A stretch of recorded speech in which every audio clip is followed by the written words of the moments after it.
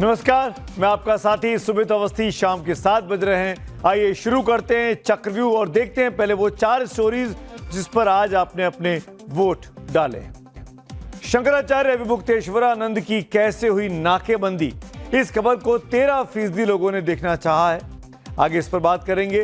क्या कांग्रेस और राहुल गांधी को बचाएंगे उनके बब्बर शेर? 24% दर्शकों ने इससे अपना वोट दिया है। तीसरी खबर आज हमने आपके सामने रखी थी। क्या पश्चिम बंगाल में चुनाव से पहले ममता बनर्जी डर गई हैं, इसीलिए सीधे chief election commissioner Gyanesh Kumar पर भड़की हुई हैं? इस खबर को 25% लोगों ने देखना चाहा है। और जो सबसे बड़ी खबर निकलकर आज आपके वोटों से बनी है वो है मिडिल ईस्ट में जंग से भारत में क्यों है टेंशन।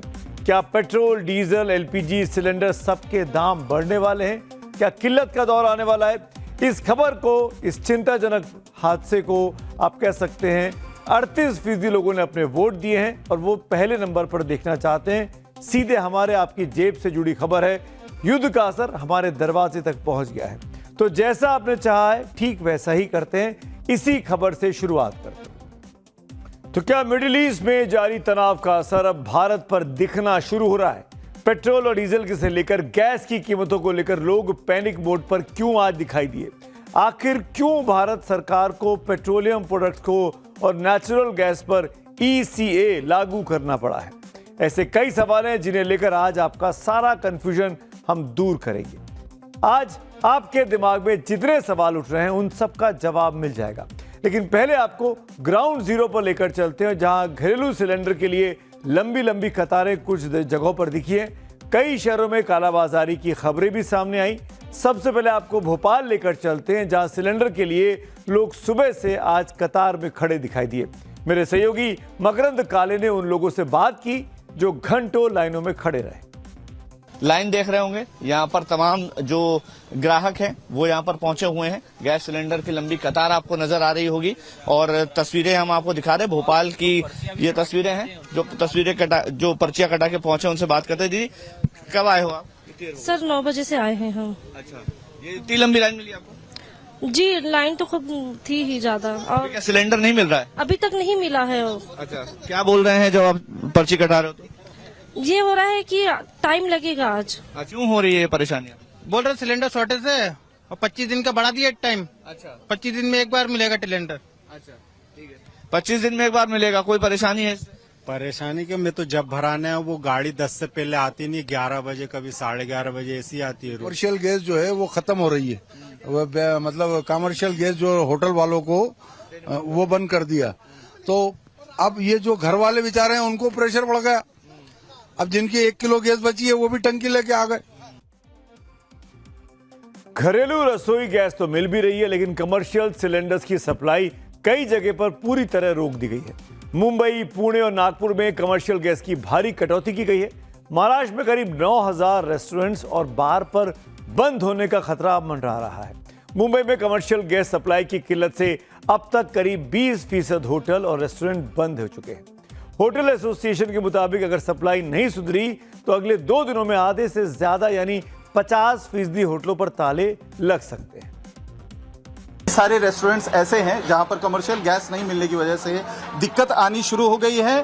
आहार जो रेस्टोरेंट और होटल्स एसोसिएशन है महाराष्ट्र का, उनके तरफ से आंकड़ा दिया गया है कि 20% रेस्टोरेंट अब तक बंद हो चुके हैं और जैसे जैसे दिन आगे बढ़ती जाएगी ये नंबर्स बढ़कर 50% तक क्रॉस कर सकते हैं, जो बेहद ज्यादा चिंताजनक बात है।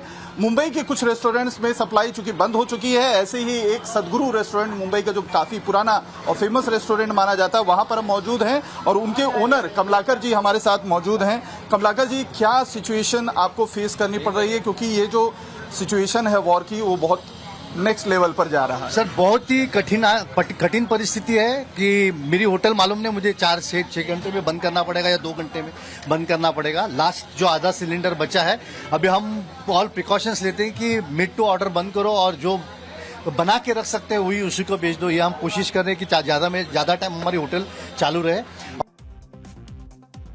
जमाखोरी और कालाबाजारी रोकने के लिए सरकार ने एलपीजी सिलेंडर बुकिंग से जुड़ा नियम भी आज बदला है। अब इसे 21 दिन से बढ़ाकर 25 दिन का कर दिया गया है। इसका मतलब साफ है कि अब 25 दिन के बाद ही सिलेंडर बुक किए जा सकेंगे।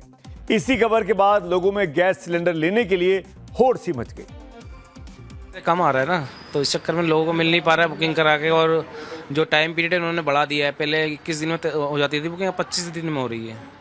तो लोगों के वक्त तो कोटा भी खत्म हो गया है, तो इस चक्कर में और ज़्यादा दिक्कत है। क्या आप लोगों पे प्रेशर बनाया जा रहा है? हाँ, प्रेशर बनाया पर जा रहा है। जिसकी बुकिंग नहीं वो भी हमसे झगड़ा कर रखे सिलेंडर ले रहा है। ऐसे में क्या लगता है काला बाजारी भी होने शुरू हो गए हैं? नहीं, इतना तो कुछ नहीं है खास। लेकिन आप लोगों पे प्रेशर बनाया जा रहा है कि जिनके पास पर्ची नहीं है वो भी, जिनकी नहीं भी बुकिंग है वो भी जबरदस्ती सिलेंडर छीनने के लिए तैयार हैं। पहले के मुकाबले अभी क्या असर देखने को मिल रहा है आपके? इतना खास असर नहीं है, थोड़ा बहुत तो है। थोड़ा बहुत किस तरह का? 20% तो है। जैसे कि सप्लाई आगे से हम लोगों को भी, जैसे पहले गाड़ियां हम लोगों को मिलती थी, उस दौरान से गाड़ियां नहीं मिल पा रही है। जैसे हमारे पास गाड़ियां लोड आते थे यहाँ पर, वो नहीं आ पा रहे हैं। बस ये थोड़ी सी सिचुएशन हो गई है। तो पर फिर भी जो है स्टॉक वो तो हम दे ही रहे हैं कि थोड़ा सा बस मार्केट में हम पैनिक सिचुएशन नहीं चाहते हैं, और हम ये भी नहीं चाहते कि प्रॉब्लम आए लोगों को। हमारी तरफ से जो भी है हम उसको ऐसा सिचुएशन को कर रहे हैं कि लोगों को प्रॉब्लम ना आए, ना डोमेस्टिक में आए ना कमर्शियल में आए। इस बात का डर कि गैस की किल्लत हो जाएगी, उस डर की वजह से पैनिक है, टेंशन है, और उस वजह से जमाखोरी बढ़ सकती है। इसीलिए सरकार ने गैस समेत जरूरी चीजों की जमाखोरी रोकने के लिए देश भर में आवश्यक वस्तु अधिनियम 1955 को लागू कर दिया है, ताकि पैनिक की स्थिति को निपटा जा सके, वो स्थिति पैदा ना होने दी जाए। वहीं दूसरी तरफ कमर्शियल गैस की सप्लाई कई शहरों पर रुक गई है। गैस आपूर्ति को लेकर बढ़ती चिंता के बीच गुजरात सरकार ने बड़ा फैसला लिया है। घरेलू रसोई गैस की आपूर्ति न रुके, इसके लिए उद्योगों को होने वाली गैस आपूर्ति में 50% तक कटौती का ऐलान किया गया। चंडीगढ़ में भी कमर्शियल गैस सिलेंडर की सप्लाई ठप से हड़कंप मचा हुआ है। होटल मालिकों को चिंता सता रही है कि न जाने कब उनके होटल बंद करने की नौबत आ जाए। जो सिलेंडर्स हैं वहाँ से हमें अपने मेंबर्स की बहुत शिकायत आ रही है कि हमारे पास गैस ही नहीं है, मिल नहीं रही है। कोई एक सिलेंडर ले लो, कोई 2 ले लो, तो सब मैनेज कर रहे हैं, लेकिन आई डोंट थिंक ये ज़्यादा देर कर पाएंगे। मुश्किलें काफ़ी बढ़ रही है दिन भर दिन। पिछले गुरुवार से ही हमें सिलेंडर का समस्या आया है, shortage of supply LPG cylinders का, और उसके कारण आज तक 20% ऑफ अपना होटल्स बंद हो चुका है। और आने वाले दिनों में अगर ये समस्या बढ़ेगा तो और भारी पैमाने में इसका इफेक्ट हमें नजर आएगा। तो अभी कमर्शियल गैस पर ये इम्पैक्ट कुछ दिखना शुरू हुआ है। तो ये तो साफ है कि मिडिल ईस्ट की आग का असर भारत में अब दिख रहा है।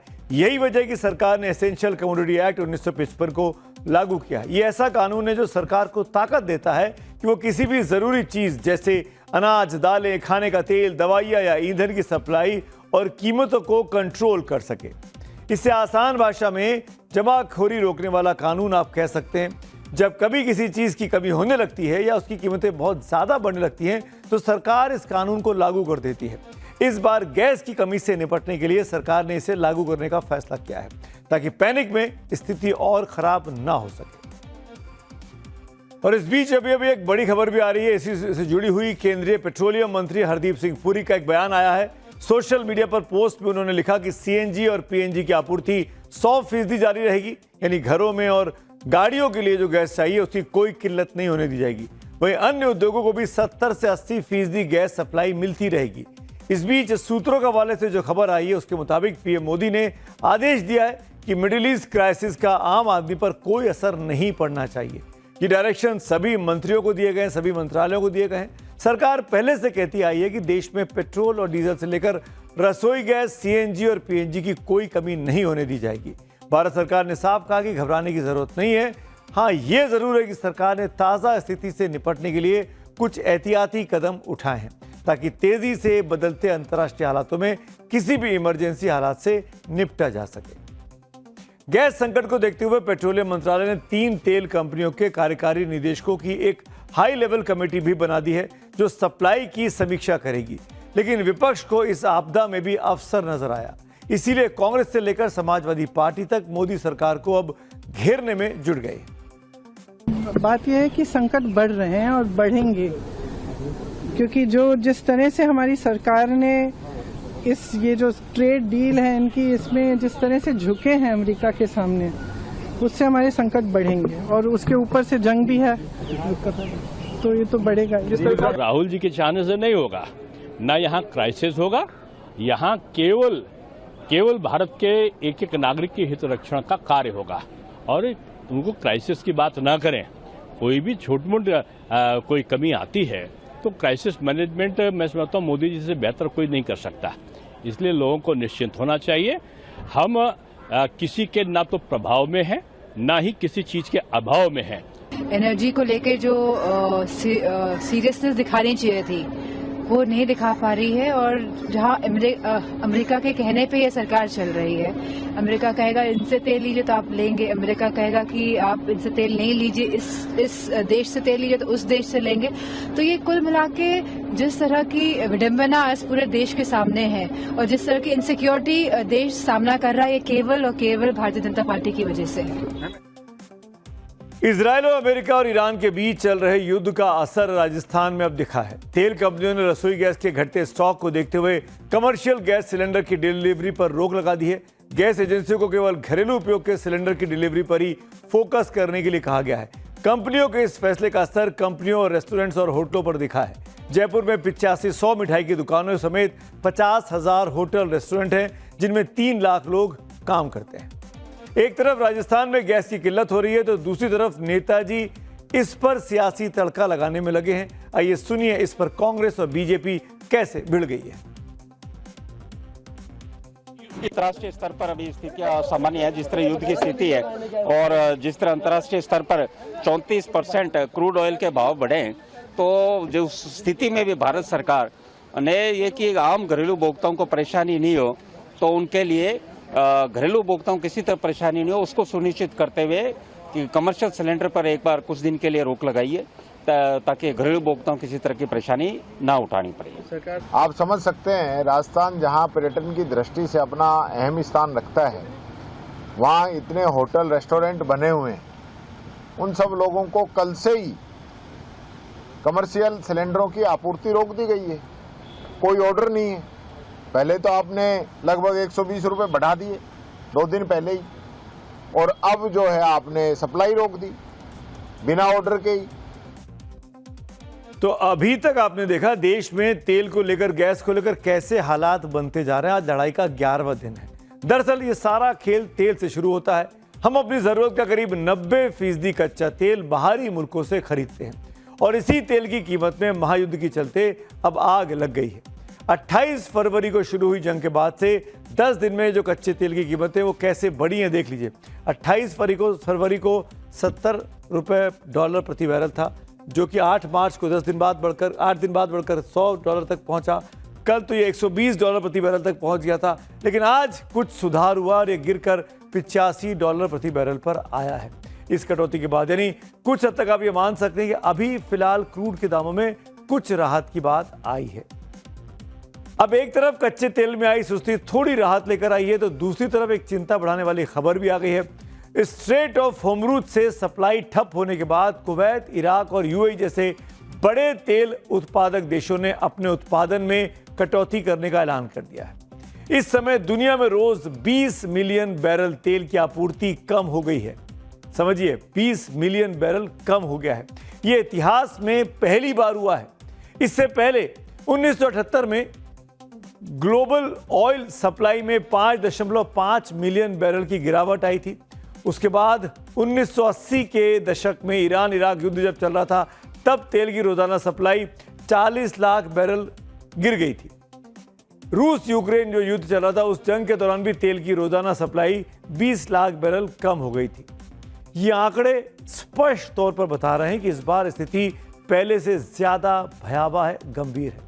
और इसकी सबसे बड़ी वजह है स्ट्रेट ऑफ होर्मुज का बंद हो जाना। इसी मार्ग से, जी हाँ, ये जो जलडमरू है जिसको स्ट्रेट कहते हैं, इसी मार्ग से भारत की कुल खपत का करीब 90% गैस यहां से आती है और इसीलिए हालात चिंताजनक बनते जा रहे हैं। और अब बात लोकसभा की कर लेते हैं। लोकसभा में स्पीकर पर जारी पक्ष विपक्ष के रण में आज क्या हुआ बता देते हैं। लोकसभा स्पीकर ओम बिरला के खिलाफ अविश्वास प्रस्ताव पर चर्चा मानो सरकार और विपक्ष के बीच एक दूसरे पर आरोप प्रत्यारोप का खेल बन गया। इसको समझने के लिए पहले आप संसदीय कार्य मंत्री किरण रिजिजू और लोकसभा में कांग्रेस के उप नेता गौरव गोगोई के बयान सुनिए। व्यक्तिगत रूप से ओम बिरला जी पर हम आक्रमण नहीं करना चाहते हैं। ये हाउस के डिग्निटी को बचाने के लिए, संविधान को बचाने के लिए और भारत के लोगों का विश्वास प्रजातंत्र में कायम रखे, इस कारण से हमें आज ये अविश्वास प्रस्ताव ला रहे हैं। मुस्तफा खैराबादी का ये बहुत प्रसिद्ध लाइन है, जो मुगल का आखिरी रूलर, मुगल का जो लास्ट रूलर है बहादुर शाह जफर के बारे में, उस संदर्भ में कहा गया है,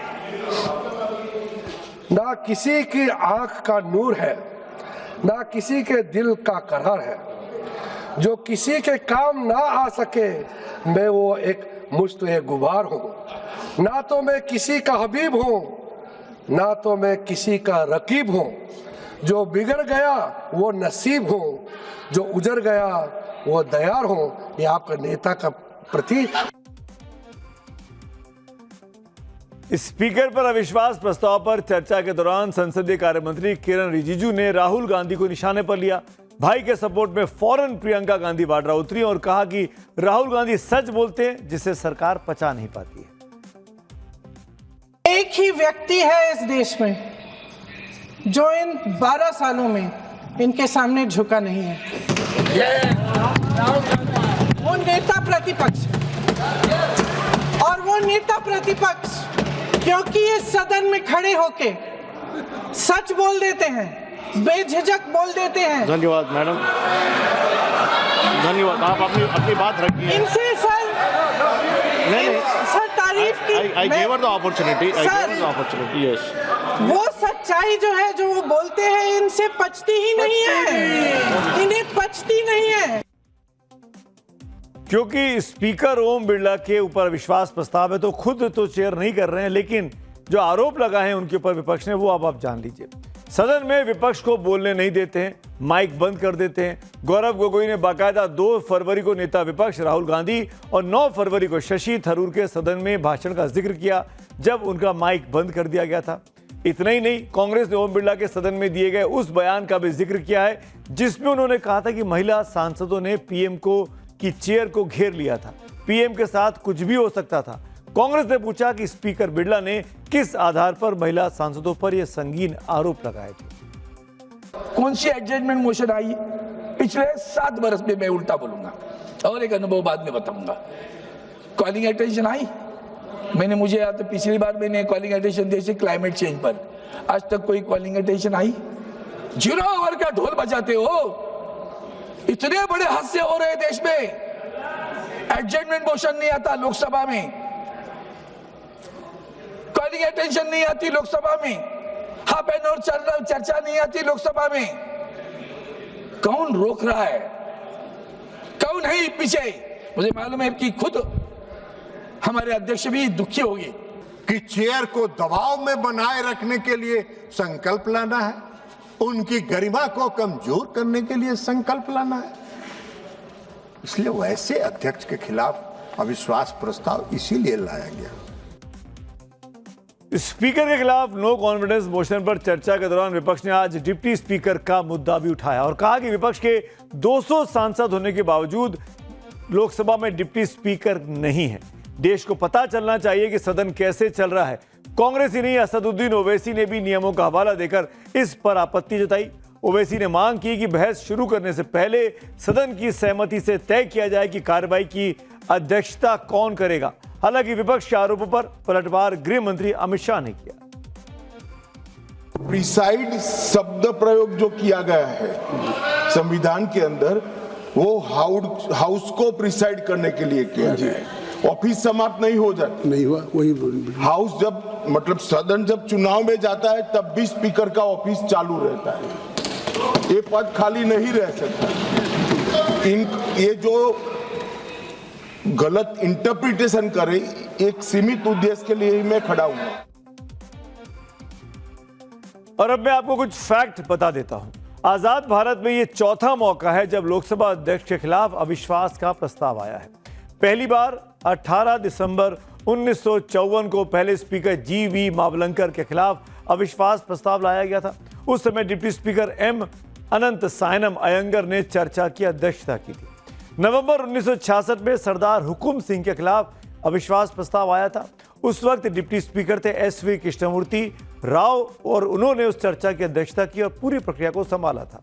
इसके बाद अप्रैल 1987 में बलराम जाखड़ के खिलाफ अविश्वास प्रस्ताव लाया गया था। वो स्पीकर थे और उस समय डिप्टी स्पीकर थे एम थंबिदुरई।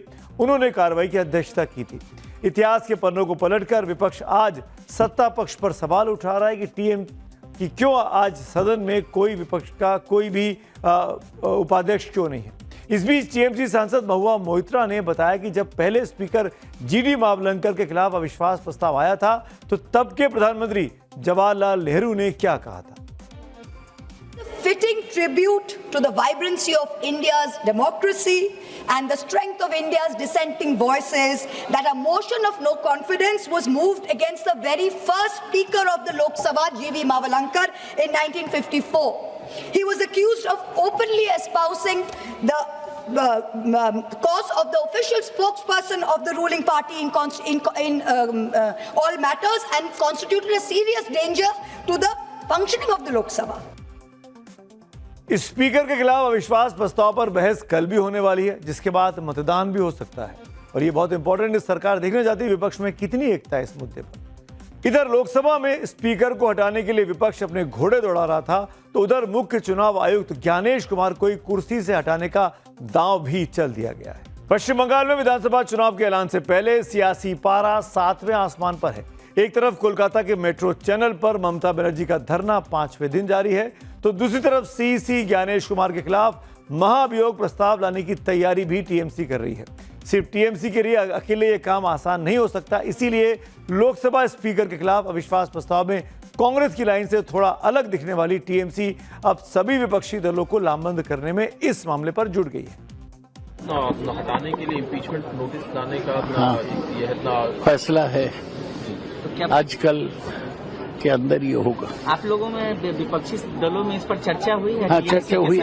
कल डिटेल में चर्चा हुई, कल हुआ था। क्या फैसला तय हुआ है कि मूव करेंगे राज्यसभा से वो इम्पीचमेंट नोटिस।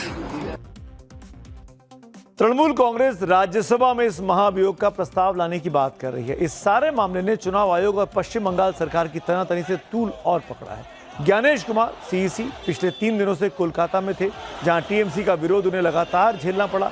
यहां तक कि ज्ञानेश कुमार दक्षिणेश्वर काली मंदिर गए तो वहां भी भीड़ ने गो बैक के नारे लगाए और काले झंडे उनको दिखाए। इससे पहले कालीघाट मंदिर में दर्शन करने और एयरपोर्ट के बाहर लोगों ने काले झंडे उनको दिखाए थे। अब ये बंगाल की आम जनता है या फिर टीएमसी के वर्कर, तस्वीरों को देखकर बेहतर होगा कि आप खुद तय कर लें। मामला एसआईआर का चल रहा है तो इस पर ज्ञानेश कुमार का क्या तर्क है, आप भी सुन लीजिए। पश्चिम बंगाल के सभी मतदाताओं से चुनाव आयोग यह आह्वान करता है कि आगामी चुनाव हिंसा रहित और दबाव रहित वातावरण में होंगे। तो सुना आपने, सीईसी ज्ञानेश कुमार निष्पक्ष चुनाव की दुहाई दे रहे हैं तो 5 दिनों से धरने पर बैठी ममता बनर्जी पूरे चुनाव आयोग की नीयत पर सवाल उठा रही है। ममता बनर्जी का आरोप है कि एसआईआर प्रक्रिया से वोट देने का अधिकार छीनने की साजिश हो रही है। उनका आरोप है कि एसआईआर में पश्चिम बंगाल से लगभग 63 लाख वोटरों के नाम हटाए गए हैं, जो कुल वोटर्स के करीब 8% होते हैं। ममता का यह भी आरोप है कि जिनके नाम काटे गए हैं उनमें तमाम वो लोग जीवित हैं और वो दलित, आदिवासी, मुस्लिम और बंगाली भाषी हैं। चूंकि अंतिम मतदाता सूची 28 फरवरी को प्रकाशित हो चुकी है, ऐसे में ममता बनर्जी की मांग है कि चुनाव आयोग तुरंत एक सप्लीमेंट्री लिस्ट जारी करे जिसमें उन सभी लोगों के नाम शामिल हों जो फाइनल लिस्ट से बाहर किए गए। और अब बात राहुल गांधी की आजकल खेली जा रही एग्रेसिव मोड वाली पॉलिटिक्स की बात कर रहा हूं। आपने नोट किया होगा कि पिछले कुछ टाइम से राहुल गांधी के सियासी तेवर और बात कहने का तरीका थोड़ा ज्यादा तीखा और आक्रामक हो गया है। वो अब मोहब्बत की दुकान वाले मोड से शिफ्ट होकर हल्ला बोल वाले मोड में ज्यादा दिखाई दे रहे हैं। जिस एआई समिट में युवा कांग्रेस के कार्यकर्ताओं ने टॉपलेस प्रदर्शन पर सवाल उठ रहे थे, जिस पर प्रधानमंत्री नरेंद्र मोदी ने भी सवाल उठाया था कि यह किस तरीके का विरोध है जिसमें देश की छवि को खराब किया जाए, उस पर राहुल गांधी अब पीछे हटने की बजाय आक्रामक मुद्रा में दिखाई दे रहे हैं। इसको समझने के लिए राहुल के इस बयान को आप सुनिए, तब हम आपको समझ में आएगा कि हम क्यों कह रहे हैं कि राहुल गांधी अब एग्रेसिव मोड में है। कहते हैं एआई, सुना होगा आपने एआई, सुना? यहां पे अभी जो समिट हुआ था, सुना आपने? हाँ,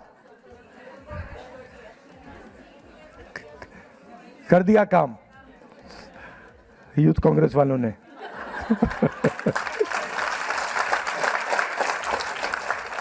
कर दिया काम यूथ कांग्रेस वालों ने।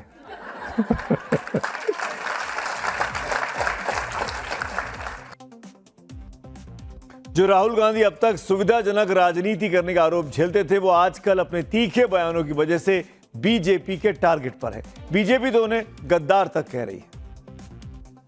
राहुल गांधी के बयान पर बीजेपी ने सोशल मीडिया पर एक पोस्ट किया है। इसमें बीजेपी ने लिखा कि टॉपलेस, ब्रेनलेस और शेमलेस। एआई इंपैक्ट समिट में देश की छवि को धूमिल करने के प्रयास का राहुल गांधी को कोई पछतावा नहीं है। यह साफ बताता है कि कांग्रेस के पास ना कोई विजन है, न ही कोई नीति, सिर्फ अराजकता फैलाने का इरादा है। इस मामले पर बीजेपी के सांसद संबित पात्रा ने राहुल गांधी को गद्दार तक कह दिया। सुनते हैं। कल स्वयं राहुल गांधी ने इसे एक्सेप्ट किया कि हां, हमने काम कर दिया। और जिस प्रकार से एक गद्दार हंसता है जब उसके खुद के देश के ऊपर वार होती है, उसके खुद के देश के पीठ पर कोई छुरा भोंकता है, तो वो जो मीर जाफर की हंसी होती है, राहुल गांधी के चेहरे पर वही मीर जाफर की हंसी कल नजर आ रही थी। राहुल गांधी के एक के बाद एक ऐसे बयान दे रहे हैं जिससे वो लगातार वायरल भी हो रहे हैं, लेकिन दूसरी तरफ दिक्कत यह कि उनके ये तीखे तेवर कांग्रेस के काम बहुत कम आते हैं। पिछले कई चुनावों के नतीजों से लेकर संगठन को मजबूत करने तक उन पर भी, उनकी कार्यशैली पर भी सवाल उठ रहे हैं। इन सब के बीच राहुल गांधी का एक बयान बहुत वायरल हुआ है, ये भी आप सुन लीजिए। बट वो डिस्कशन करना नहीं चाहते हैं क्योंकि उसमें दूसरी बातें निकलेंगी, उसमें प्राइम मिनिस्टर की पोजीशन निकलेगी, प्राइम मिनिस्टर का जो पूरा कॉम्प्रोमाइज हुआ है, जो उन पर ब्लैकमेल किया जा रहा है, वो सवाल उठेगा, तो उसको डिस्कस नहीं करना चाहते। आपने देखा प्राइम मिनिस्टर भाग गए, पार्लियामेंट हाउस से भाग गए, अंदर नहीं आ पाएंगे। बता रहा हूं, आप देख लेना, अंदर नहीं आ पाएंगे। राहुल गांधी इस समय सियासत की पिच पर अटैकिंग स्टाइल में बैटिंग कर रहे हैं, लेकिन वो कांग्रेस को मैच जिता पाएंगे, इस पर बहुत से लोगों को शक है। इसकी दूसरी वजह यह भी है कि राहुल गांधी अपनी पार्टी के अंदर चल रहे कलह को भी रोक पाने में कमजोर साबित हुए हैं। ताजा मामला कर्नाटक से सामने आया, जहां सीएम सिद्धारमैया और deputy CM DK Shiva Kumar में फिर से टकराव शुरू हो गया है। कर्नाटक कांग्रेस का एक खेमा डीके शिव कुमार को सीएम बनाने की जिद पर अड़ा हुआ है। यह मामला राहुल गांधी के कंट्रोल में नहीं दिखाई दे रहा है। इसी तरह राजस्थान में अशोक गहलोत और सचिन पायलट के बीच टक्कर को भी राहुल गांधी नहीं सुलझा पाए थे। इससे पहले भी हरियाणा में भूपेंद्र हुड्डा और कुमारी शैलजा के बीच खुलकर खींचतान सामने आई थी, जिससे कांग्रेस हरियाणा का विधानसभा चुनाव तक हार गई थी। बल्कि हरियाणा में कांग्रेस की भीतरघाती राजनीति के कारण पहले 2 बार ऐसा हो चुका है कि राज्यसभा के लिए कांग्रेस के घोषित उम्मीदवार चुनाव हार गए हैं। एक बार आर के आनंद हार गए थे, तो दूसरी बार अजय माकन। इसीलिए अब जब तीसरी बार उम्मीदवार के आने से इस बार भी कांग्रेस के जो उम्मीदवार है करमवीर बौद्ध, उनकी जीत पर सवाल उठ रहे हैं। कहीं अंदर से तो हराने की तैयारी नहीं की जा रही है। आखिर पिछले विधानसभा चुनाव में हरियाणा में भूपेंद्र हुड्डा और कुमारी शैलजा की तनातनी सतह पर जो आ गई थी। आज संसद में भी राहुल गांधी को लेकर सवाल पूछा गया। दरअसल अध्यक्ष की कुर्सी पर बैठे जगदम्बिका पाल ने कांग्रेस से पूछा कि विपक्ष के नेता कहां हैं। कल कांग्रेस ने स्पीकर ओम बिरला को पद से हटाने के लिए अविश्वास प्रस्ताव पेश किया था, जिस पर आज बहस चल रही थी, लेकिन राहुल गांधी लोकसभा में मौजूद नहीं थे। अब ये पता चला कि राहुल गांधी आज हरियाणा के सोनीपत में एक किसान की बेटी की शादी में चले गए थे। इस शादी में से उनके आने के बाद से राहुल गांधी के कई वीडियो और तस्वीरें अब सोशल मीडिया पर शेयर की गई। जिस किसान परिवार में राहुल गांधी गए थे, ये वही किसान संजय मलिक हैं, जिनके खेत में 3 साल पहले राहुल ने ट्रैक्टर चलाया था और धान की रुपाई तक की थी। उस समय भी राहुल गांधी की ये तस्वीरें खूब चर्चा में आई थी। राहुल गांधी जिस तरह सोशल मीडिया और सियासत में एक्टिव हैं, उतने एक्टिव वो अपनी पार्टी के अंदर नहीं दिखाई देते हैं। पिछले कुछ सालों में राहुल गांधी ने अपने सियासी तेवर और तरीके बदले हैं। अब वो उसी सत्ता को पाने के लिए मेहनत कर रहे हैं, जिससे वो कभी जहर कहा करते थे। और अब बात करेंगे आज की युद्ध से जुड़ी खबरों की। ईरान युद्ध की शुरुआत अभी अभी आई एक बहुत बड़ी खबर से करते हैं। ब्रेकिंग न्यूज है, ईरान युद्ध पर अमेरिका का बहुत बड़ा बयान सामने आया है। अमेरिकी रक्षा सचिव पीट हेग्सेथ ने दावा किया है, ईरान के खिलाफ आज सबसे भीषण हमले होंगे। ईरान की सैन्य क्षमता को खत्म करने का लक्ष्य हमारा है। अमेरिकी रक्षा सचिव पीट हेग्सेथ ने कहा कि ईरान ने पड़ोसियों को निशाना बनाकर बहुत बड़ी गलती की है।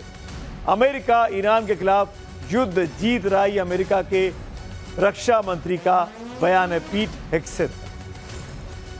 एक और बड़ी खबर, अमेरिकी रक्षा सचिव जीत का दावा ठोक रहे हैं कि ईरान के खिलाफ अमेरिका युद्ध जीत रहा है, तो वहीं उनके प्रेसिडेंट डोनाल्ड ट्रंप का कहना है कि अब भी वक्त है, ईरान से बातचीत अभी भी संभव है।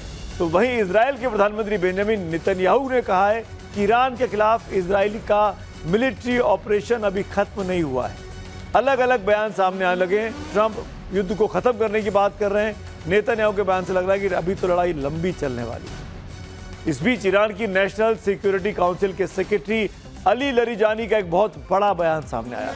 अमेरिका भी पलटकर प्रोपेगेंडा वॉर में ईरान भी अमेरिका को पीछे नहीं छोड़ रहा है। अली लारीजानी ईरान के टॉप सुरक्षा अधिकारी हैं। लारीजानी का कहना है कि ईरान कागजी धमकियों से नहीं डरता। अमेरिका से अधिक शक्तिशाली लोग भी ईरान को खत्म नहीं कर सके हैं। अपनी सुरक्षा का ध्यान रखो, कहीं आप खुद ही बाहर ना हो जाओ, एलिमिनेट ना हो जाओ, मार ना दिए जाओ। ये कहना है लारीजानी का अमेरिका के बारे में। वहीं अपनी नेशनल सिक्योरिटी काउंसिल के सेक्रेटरी से कई कदम आगे बढ़ते हुए ईरान के विदेश मंत्री अब्बास अराक्ची का भी एक बयान आज वायरल है। जरूरत पड़ने तक मिसाइल हमले जारी रखेगा ईरान। अमेरिका से अब कूटनीति की कोई संभावना नहीं बची है। ये हमारा युद्ध नहीं है, ये हमारी पसंद नहीं है, ये युद्ध ईरान पर थोपा गया है, यानी हमको लड़ाई में झोंका गया है। अब हम लड़ कर ही मानेंगे और लड़ने के बाद जीत कर ही मानेंगे। ईरान अपने दावों को बार बार जमीन पे पुख्ता भी साबित कर रहा है। अमेरिका, इजराइल और ईरान जंग का 11वां दिन है। ईरान होमरूज स्टेट के बहाने अमेरिका और इजराइल पर दबाव बढ़ाने की कोशिश कर रहा है। इस बीच अमेरिका के राष्ट्रपति डोनाल्ड ट्रंप, एक अजीबोगरीब बयान उनका वायरल हो रहा है, सामने आया है। वैसे कहा तो यह जाता है कि युद्ध में सब जायज है, लेकिन युद्ध जैसे गंभीर विषय पर ट्रंप का ऐसा हल्का बयान क्या आप जायज कहेंगे? जब युद्ध में शोले बरस रहे हो, जब समंदर में जहाज डूब रहे हो, जब सैनिकों की जान दांव पर लगी हो, तो क्या दुनिया के सबसे ताकतवर देश के राष्ट्रपति इस पर मजाक उड़ा सकता है? ट्रंप साहब का कहना है कि ईरान के जहाजों को पकड़ने के बजाय उन्हें डुबो देना ज्यादा मजेदार था, फन था। सोचिए, युद्ध जैसे विषय पर फन शब्द का इस्तेमाल ये सिर्फ डोनाल्ड ट्रंप ही कर सकते हैं। वॉर, युद्ध कोई वीडियो गेम नहीं होता, ये कोई हॉलीवुड की फिल्म भी नहीं है जहां दुश्मन का जहाज डूबे और दर्शक ताली बजाए। युद्ध में बारूद बरसता है, मिसाइलें गिरती हैं। सवाल सिर्फ एक बयान का नहीं है, सवाल उस सोच का है जो दुनिया की सबसे बड़ी मिलिट्री पावर की सोच को दिखाती है। क्या ये उसी अमेरिका की सोच है जो दशकों से दुनिया को जिम्मेदार लीडरशिप का पाठ पढ़ाता आया है? अगर हां, तो फिर युद्ध को मजेदार बताने वाली ट्रंप की भाषा दुनिया को क्या मैसेज दे रही है? इतिहास बताता है कि युद्ध शुरू करना आसान होता है, लेकिन उसे खत्म करना बहुत मुश्किल। कहते भी हैं कि युद्ध के समय शब्द भी हथियार होते हैं, और जब दुनिया का सुपर पावर कहे जाने वाले अमेरिका का प्रेसिडेंट उसे ऐसा हल्के में लेने लगे, तो दुनिया को चौकन्ना हो जाना चाहिए, समझ जाना चाहिए कि दुनिया किसके इशारों पे चल रही है और कैसे चल रही है। एक तरफ इतनी हल्की बातें, तो वहीं दूसरी तरफ नई नई धमकियां। अब डोनाल्ड ट्रंप ने एक नई धमकी दी है। इस धमकी के बाद मिडिल ईस्ट में तनाव एक बार फिर खतरनाक मोड़ पर पहुंच गया है। ट्रंप ने कहा कि अगर ईरान ने होमरूज स्ट्रेट से गुजरने वाले तेल के जहाजों को रोकने की कोशिश की, तो अमेरिका ऐसा हमला करेगा जो अब तक के हमलों से 20 गुना ज्यादा ताकतवर होगा। अब देश की खबरों पर लौटते हैं। शंकराचार्य स्वामी अभिमुक्तेश्वरानंद लखनऊ पहुंच गए बिना किसी परेशानी के। जैसा कि माहौल बनाया जा रहा था कि यूपी सरकार की तरफ से उनकी राह में रोड़े अटकाए जाएंगे, ऐसी खबरें फैलाई गई कि उन्हें लखनऊ में सभा की परमिशन नहीं मिलेगी, लेकिन ऐसा कुछ भी नहीं हुआ। वो लखनऊ पहुंच गए और कल उनका प्रदर्शन शुरू होगा। प्रशासन की तरफ से उन्हें सभा करने की इजाजत भी मिल गई है, लेकिन शर्तों के साथ। शंकराचार्य के सामने प्रशासन ने 26 शर्तें रख दी हैं, जिसमें जो गौर करने वाली बातें हैं वो ये कि सभा में भड़काऊ भाषण नहीं देना है, राजनीतिक या धार्मिक व्यक्तियों के खिलाफ विवाद फैलाने वाली टिप्पणियां नहीं करनी है, नाबालिग बच्चों से विवादित नारे नहीं लगवाने। सुनते हैं शंकराचार्य। जनता से वोट लिया कि हम गौ माता की रक्षा करेंगे, और लंबे समय से सत्ता पे काबिज रह करके गौ माता की रक्षा नहीं कर रहे हैं, लेकिन कोई चिंता है उनको? तो इसलिए वो बात करेंगी, इसकी तो कोई हम लोगों को आशा नहीं है। हम लोग तो अपनी बात आगे बढ़ा रहे हैं और अब हम लोगों को किसी नेता से और किसी सरकार से गौ माता की रक्षा की अपेक्षा भी नहीं है। इसलिए अब हम लोग तो जो मतदाता हैं, जो इस देश में सत्ता बनाते बिगाड़ते हैं, सीधे उनसे संपर्क कर रहे हैं। वही जो कुछ कर पाएंगे करेंगे। शंकराचार्य अब मतदाताओं से बात कर रहे हैं, यानी कहीं ना कहीं राजनीतिक तौर पर उनकी सोच, उनकी दृष्टि साफ तौर पर दिखाई दे रही कि निशाना कहीं चुनाव पर तो नहीं। खैर, अब वक्त हो गया पब्लिक व्यू का। शांतनु गोस्वामी, मिडिल ईस्ट में उनका पोस्ट है। मिडिल ईस्ट में मिसाइलें चलती हैं और यहां पेट्रोल के दाम भागने लगते हैं। जंग वहां होती है, लेकिन असर सबसे ज्यादा आम आदमी की जेब पर पड़ता है। जया दीक्षित जी का पोस्ट आया है। कच्चे तेल की कीमतों के साथ ही रसोई गैस की कीमतों पर असर पड़ना शुरू हो चुका है। अगर समय पर समाधान न खोजा गया, वाहन चलाने के साथ अब खाना बनाना भी और ज्यादा महंगा हो सकता है। तो इन दो पब्लिक व्यू के बाद फिलहाल चक्रव्यूह में मेरे साथ आज इतने। आपसे कल शाम मुलाकात होगी 6:57 पर। तब तक के लिए शुभ रात्रि।